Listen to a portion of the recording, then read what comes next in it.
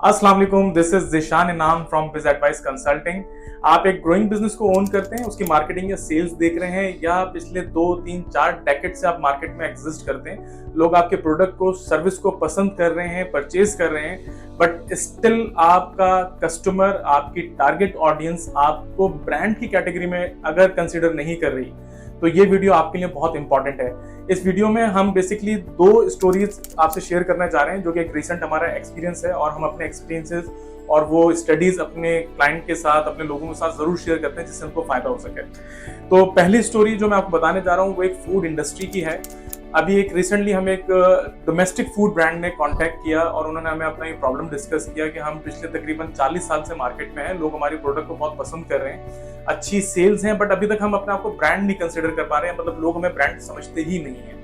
Marketing में भी कुछ बजट लगा रहे हैं, इतने अरसे से मार्केट में है, तो जाहिर है लोग पसंद कर रहे हैं जब भी वो बिजनेस चल रहा है। तो हमारा हमेशा से जो स्ट्रैटेजी होती है वो होती है कि हम पहले R&D करते हैं, अपने ब्रांड को समझते हैं, अपने कस्टमर को समझते हैं, उसकी प्रॉब्लम को समझते हैं और फिर उसको सोल्यूशन देते हैं। तो हमने R&D के दौरान जब उनके आउटलेट को विजिट किया तो हमने देखा कि उन्होंने बोर्ड पे लिखा हुआ था सिंस 1987, और उसी के नीचे एक और बोर्ड था जिसमें उन्होंने लिखा हुआ था कि हमारी कोई और ब्रांच नहीं है। तो मैंने वो बोर्ड देख के जब अंदर जाके उनसे मीटिंग की तो मैंने उनको सिर्फ एक सिंपल सी बात कही कि आपका जो नीचे एक छोटा बोर्ड लगा है जिसपे आपने लिखा हुआ है कि हमारी कोई और ब्रांच नहीं है, यही वो बोर्ड है जिसने आज तक आपको ब्रांड बनने से रोका हुआ है। तो बड़े सरप्राइज हो रहे हैं, उनसे पूछा यार जिशन भाई ये आपने क्या बात कर दी। तो मैंने फिर उनको ये बात बताई कि देखिए बात यह है कि जब आप अपनी प्रोडक्ट, अपनी सर्विस को ब्रांड बनाने की बात करते हैं तो उसके लिए जरूरी होता है कि आपका एक बड़ा विजन हो, आपकी अप्रोच का ब्रांडेड होना बहुत जरूरी है। और यहाँ आप जब ये लिख के बता रहे हैं लोगों को बाकायदा कि हम पिछले 40 साल से मार्केट में हैं लेकिन हमारी कोई और ब्रांच नहीं है, तो ये बात इस बात को बहुत प्रोमिनेंटली हाईलाइट कर रही है कि आपका विजन ही नहीं है, वो आपकी अप्रोच ही नहीं है जो आपको ब्रांड बना सके। क्योंकि आप ये देखते हैं कि आज एक छोटा मोटा ब्रांड भी जो मार्केट में एग्जिस्ट कर रहा होता है, वो वर्चुअल ऑफिसेज लेके और डिफरेंट टैक्टिक्स यूज करके अपनी वेबसाइट पे, अपने सोशल मीडिया पे बता रहा होता है कि हम मुल्क के 4 कंट्रीज में या हम दुनिया के इतने ममालिक के अंदर एग्जिस्ट करते हैं। ये चीजें आपके ब्रांड की इमेज को डेवलप करती हैं और लोगों को बताती हैं कि आपके अंदर इतना पोटेंशियल है जो आपको आगे तक लेके जा सकता है, और इस टाइप की और बहुत सारी चीजें होती हैं जो आपको ब्रांड बनने में सपोर्ट करती हैं। इसी तरह से एक और हमारे पास कस्टमर ने या क्लाइंट कह लें, उन्होंने हमसे रब्ता किया जो कि फुटवेयर इंडस्ट्री से थे।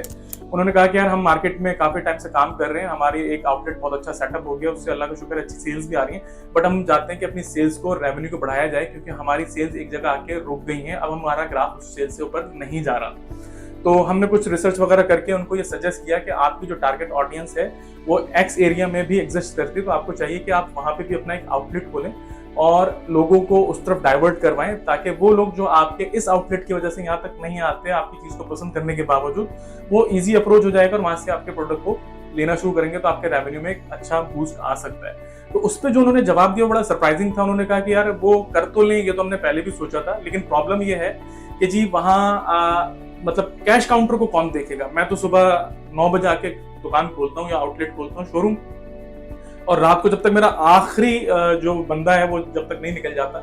तब तक मैं यहाँ से उठ के नहीं जाता हूँ, क्योंकि मुझे पता होता है कि यार गल्ला संभाल के रखना है। तो मैंने उनसे एक बात की, देखिए सर, जिस वक्त तक आप टेक्नोलॉजी की एडॉप्शन को नहीं समझेंगे, आप चीजों को ऑटोमेशन पे लेकर नहीं आएंगे, तब तक आप ये बात अपने दिमाग से निकाल दें कि आप अपने रेवेन्यू को इनहेंस कर सकते हैं या बढ़ा सकते हैं। आज डिजिटल दौर है, लोग बड़े बड़े चीजों के सॉफ्टवेयर को यूज करके चीजों को ऑटोमेशन पे लेकर आ रहे हैं, टेक्नोलॉजी को यूज करके अपनी चीजों को सिक्योर कर रहे हैं। और अगर आप आज के दौर में ये अप्रोच लेके बैठे हैं कि जी मैं गल्ला नहीं छोड़ूंगा और दूसरा आउटलेट बनेगा तो वहां मेरा कैश काउंटर को कौन संभालेगा, तो ये अप्रोच कभी भी आपके रेवेन्यू में इजाफा नहीं होने देगी। एक सिंपल सी मिसाल है, आप आज बड़े बड़े ब्रांड्स हैं, आप उनको अगर बात करते हैं, आप, मैं आपसे कहता हूँ KFC की आप बात कर लें,